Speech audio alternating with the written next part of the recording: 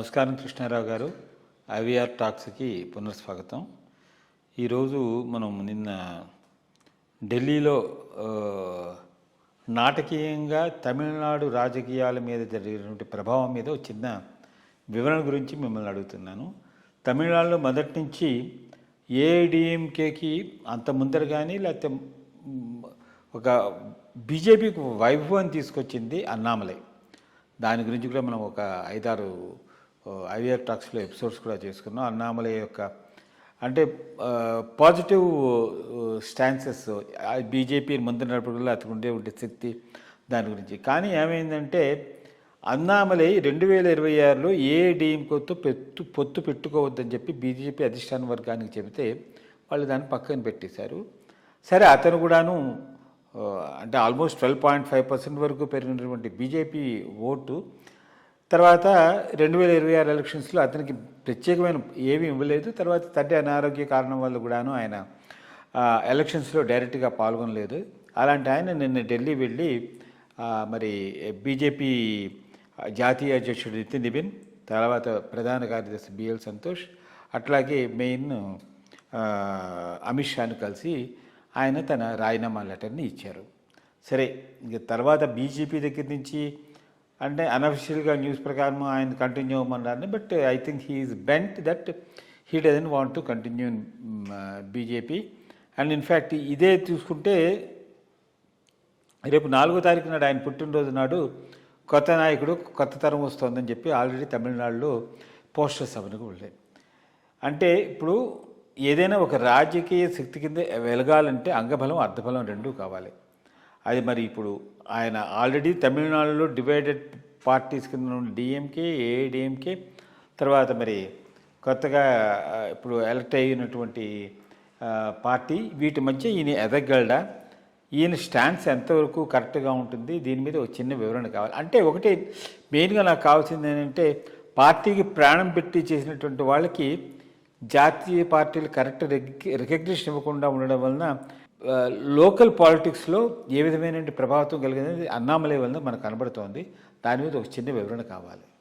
అంటే ఈయన వ్యూస్ను హైకమాండు పరిగణలోకి తీసుకోలేదు అనేది సరైనది కాదు.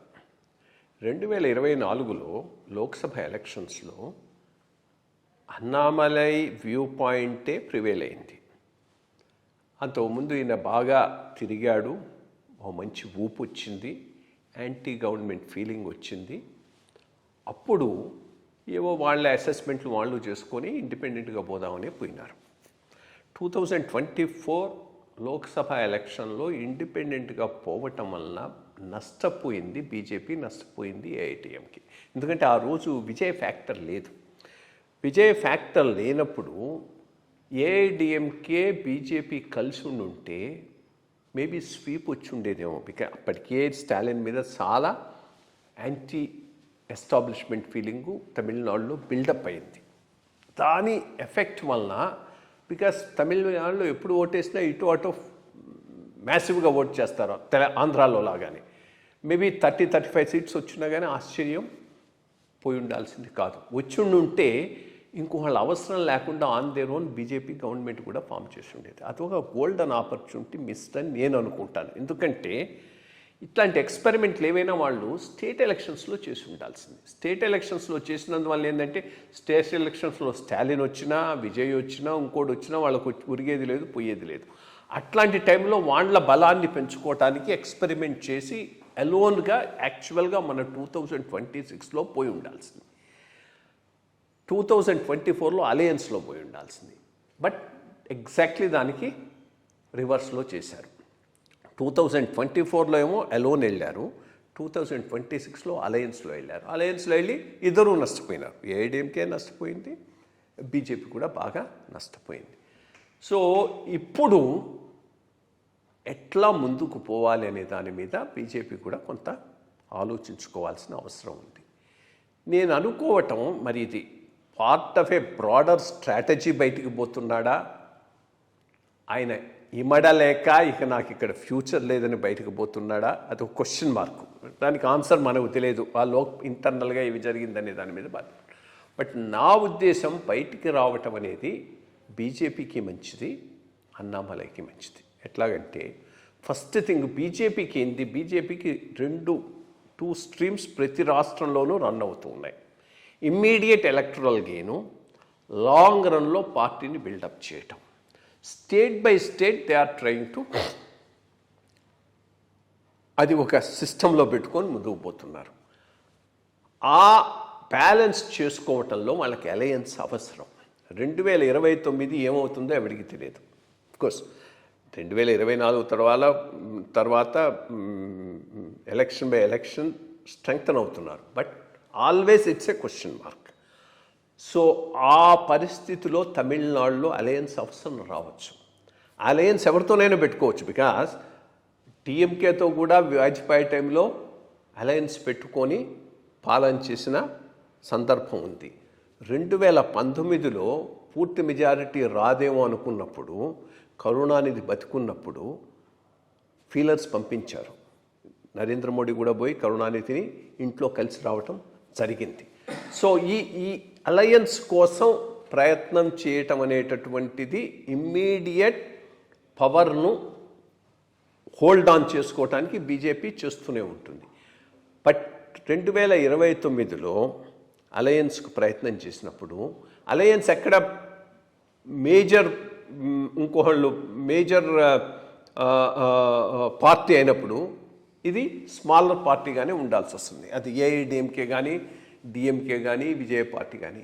అటువంటిప్పుడు తనంత తానుగా బీజేపీ ఎదగటానికి అవకాశం ఉండదు. అట్లాంటప్పుడు బీజేపీలోనే ఉండి ఇంత చేసి స్టైఫల్ అయ్యే బదులు, తనకు ఫ్యూచర్ లేదనుకునే బదులు బయటకు వచ్చి ఒక ఫోర్స్ కింద ఎదగటమే అన్నామలైకి మంచిది. బీజేపీకి కూడా ఎందుకు మంచిదంటే, అట్లీస్ట్ బీజేపీ అలయన్స్ పాలిటిక్స్ను దానివల్ల తనను తాను తగ్గించుకొని పార్టీలో ఉండిపోయే బదులు బయటకు వచ్చి ఆ వ్యాక్యూమ్ను ఆక్యుపై చేసుకోవడం కూడా అది మంచిది. లేకపోతే ఆ వ్యాక్యూమ్ ఎవరు ఆక్యుపై చేస్తారు? ఈ ద్రవిడియన్ పార్టీస్ ఆక్యుపై చేస్తాయి. ఆక్యుపై చేస్తే అది బీజేపీకి మంచిది కాకపోవచ్చు. ఇది ఈరోజు ప్రాబ్లం కాదు, ఇది 1967 నుంచి వస్తున్నటువంటి ప్రాబ్లం. 1967లో డిఎంకే అనూహ్యంగా తమిళనాడులో రాజ్యాధికారానికి వచ్చిన తర్వాత అది స్ప్లిట్ అయ్యి ఏఐడిఎంకే డిఎంకే కాకుండా ఉండుంటే ఆ స్పేస్ కాంగ్రెస్ స్పేస్ యాక్చువల్లీ. ఎప్పుడైతే 1970లో మిసెస్ గాంధీ ఒక పార్ట్నర్ కోసం చూస్తుందో, ఏఐడిఎంకే పార్ట్నర్ కింద వచ్చేయటంతో అప్పటి నుంచి ఏమైపోయింది, మొత్తం పోలరైజేషన్ డిఎంకే ఏఐడిఎంకే మధ్య జరుగుతూ ఉన్నది. స్లోగా కాంగ్రెస్ ఎక్స్క్లూడ్ అయింది. ఆ అలయన్స్ పాలిటిక్స్లో బీజేపీ కూడా అదే ప్రాబ్లం ఈరోజు తమిళనాడులో ఫేస్ చేసే అవకాశం ఉన్నది.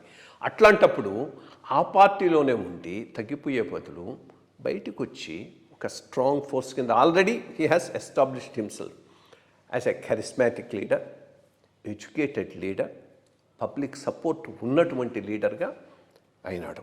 దానితోటి ఇప్పుడు రజనీకాంత్ వచ్చి అతనితో జాయిన్ అవుతాడనేటటువంటి రూమర్స్ కూడా ఉన్నాయి. Rajinikanth because of the age by himself he may not be able to give a leadership in terms of going round and all that. అది ఇతను చేయొచ్చు, వెనకుండా అతను చేయొచ్చు. చేస్తే ఒక బలమైన శక్తిగా ఎదిగి అన్నామలై అధికారంలోకి వచ్చిన ఆశ్చర్యం లేదు. ఇంకా ఫైనాన్సెస్ అంటావా, అది పెద్ద ప్రాబ్లం కాకపోవచ్చు. ఎందుకంటే ఈయన బిల్డప్ చేయటమే ఫైనాన్స్తో సంబంధం లేకుండా గెలిచే విధానంగా బిల్డప్ చేశాడు.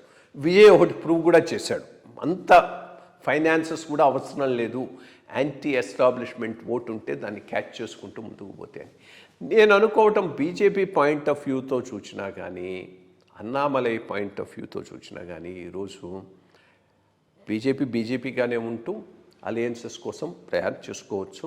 అన్నామలై ఒక ఫోర్స్ కింద ఎదిగి ముందు ఈ తమిళనాడు ఈజ్ డిఫరెంట్, మా పాలిటిక్స్ డిఫరెంట్, మేము మెయిన్ స్ట్రీమ్ ఇండియాతో సంబంధం లేదు అన్న రకంలో గత 40-50 సంవత్సరాల నుంచి రాజకీయాలు నడుపుతూ ఉన్నటువంటి ఈ Dravidian parties, very corrupt, highly personalised, family rule, but in the guise of some ideology. వీటిని ఖతం చేయటం ఎంతైనా అవసరం. తమిళనాడు భవిష్యత్తుకు అవసరం, దేశ భవిష్యత్తుకు అవసరం. దాంట్లో కనుక అన్నామలై ఒక రోల్ ప్లే చేయగలిగితే మంచిదేనని నేను భావిస్తున్నాను. సో నేను నా ట్వీట్లో కూడా అదే పెట్టాను.